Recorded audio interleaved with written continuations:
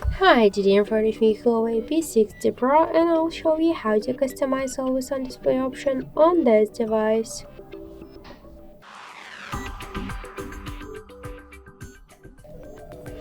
So first we should just unlock our device, open the settings and tap to home screen and wallpaper. Then click here to always on display section and to customize our AD option we could switch here the display mode by tap to show, to set the schedule, to switch it to all day.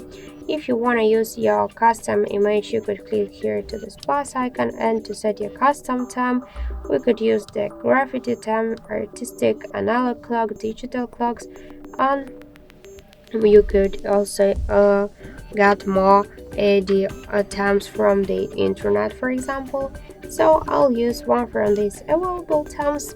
So you can change here the position of the clock style, to activate a terminal, to show the date, and to display notifications and battery status. So let's just tap to apply. Now let's lock the device.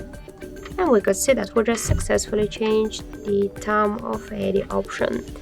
So that's it, thank you for watching, and if you find this video helpful, leave thumbs up and subscribe our channel.